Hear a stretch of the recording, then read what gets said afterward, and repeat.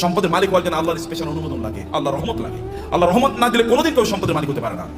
চেষ্টা করে সম্পদের মালিক, আপনি প্রচুর পরিশ্রম করবেন, এই কারণে সম্পদের মালিক হবেন এটা নয়। নাহলে রিক্সাওয়ালারাই সবচেয়ে বেশি সম্পদের মালিক হতো, অর্থাৎ দিন মজুররাই সবচেয়ে বেশি সম্পদের মালিক হতো। নো, আল্লাহ সুবহানাহু ওয়া তাআলা আপনাকে দেন পরীক্ষা করার জন্য। কিন্তু আপনি এই সম্পদে, আমি এই কথা আপনাকে বলবো না যে টাকা ইনকাম করেন আর কেবল কথিত আল্লাহ সুবহানাহু ওয়া তাআলার রাস্তায় ফি সাবিলিল্লাহ ছাড়িয়ে আপনি এটাকে ব্যবহার করেন, আমি তা বলছি না।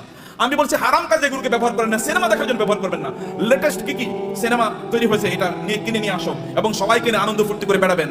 অথবা আপনার ছেলে মেয়ে, ওয়াইফ ইত্যাদিকে নিয়ে, বাচ্চাদেরকে নিয়ে আপনি যাবেন বিভিন্ন জায়গায় বেড়ানোর জন্য, আনন্দ ফুর্তিতে মেসে থাকবেন, লাল পানি খাবেন অথবা জুয়া খেলবেন অথবা অন্যান্য ফুর্তি ফ্যাশন করে বেড়াবেন। সেখানে কোনো দিনী পরিবেশ নাই, দিনী কোনো আচরণ নাই, এবং এর মধ্যে আপনি আনন্দ খুঁজে বেড়াচ্ছেন। আপনার টাকা আপনি হিসাবে ব্যয় করছেন।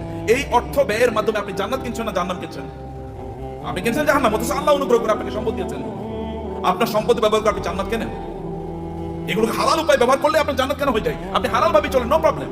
এমনকি আপনার স্ত্রীর জন্য যদি আপনি গোলাপ ফুল কিনে নিয়ে যান, সেটাও আপনার জন্য কি, সেটাও কি সওয়াব। বলবে নতুন ফতোয়া নিয়ে আসে, নতুন ফতোয়া, এটাই পুরান ফতোয়া, এটাই পুরান ফতোয়া। আপনার স্ত্রীর জন্য আপনি টাকা ইনকাম করেছেন, স্ত্রীর জন্য গোলাপ ফুল কিনে নিয়ে যান, তার জন্য নতুন একটা আইটেম কিনে নিয়ে যান এবং তাকে খুশি করেন, কারণ তাহলে আপনার সংসার ঠিক থাকবে, আপনার সন্তানটা ঠিক মতো চলবে। এটাও কি, এটাও দিনদারি, এটাও ইবাদত। অতএব আপনি হালাল পথে আপনার সম্পদগুলো ব্যবহার করেন। এর মাধ্যমে আপনি ওয়াক্তাবি ফিমা আতাকাল্লাহু দারুল আখিরা ওয়ালা তানসা নাসিবাকা মিনাদ দুনিয়া। আমি বলি না আপনি সাজেকে যাবেন না, আমি বলি না সিলেটে যাবেন না, আমি বলি সেখানে যান এবং আপনার সন্তানকে নিয়ে আপনি সেখানে জামাতের সাথে নামাজ আদায় করুন। লোকেরা দেখুন যে পর্যটনে এসেও তারা কি করছে, জামাতে তারা নামাজ আদায় করছে, মিস করছে না। আপনি বিচে তখন যান যখন নামাজের সময় না, লোকেরা দেখুক যে তিনি নামাজকে প্রায়োরিটি প্রদান করছেন। লোক ওইখানে গিয়েও আপনি দান সাদাকা করুন, লোকেরা দেখুক যে লোকটা আল্লাহ সুবহানাহু ওয়া তাআলাকে আনন্দ করতে এসে আল্লাহকে ভুলেন নাই, আল্লাহকে তিনি তার প্রায়োরিটির মধ্যে রেখেছেন। ওখানে আপনি গিয়েছেন, এখন অর্ধ উলঙ্গ হয়ে আপনি ঘুরবেন না। আপনার স্ত্রী, তিনি সেখানে পর্দার মধ্যে থাকবেন না, আপনি তাকে দেখিয়ে দেখিয়ে শোপিসের মধ্যে, চিড়িয়ার মতো তাকে এরকম দেখায় দেখায় বেড়াবেন, এরকম করবেন না।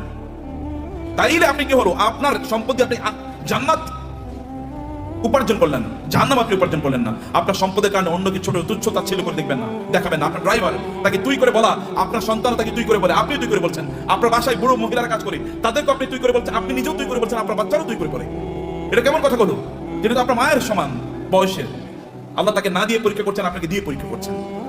লাইফস্টাইলে অহংকার যদি কেউ করে, তাহলে কারণের অবস্থা কি হয়েছিল? এত ব্যাপক পরিমাণ সম্পদ, লোকেরা তাকে দেখলে বলতো, আহা, কারণের মধ্যে যদি সম্পদ আমার থাকতো, আমাদের থাকতো। কিন্তু কোনো এক সময় কারণের এই আনকন্ট্রোল জীবনযাপনের কারণে আল্লাহ তাকে ধ্বংস করে দিয়েছেন, মাটির নিচে তাকে এবং তার সম্পদকে মাটির নিচে পুঁতে দিয়েছেন। তখন লোকেরা বলো, আল্লাহ আমাদেরকে বাঁচিয়েছেন, আমরা কারণের মধ্যে হই নাই, আল্লাহ আমাদেরকে বাঁচিয়েছেন।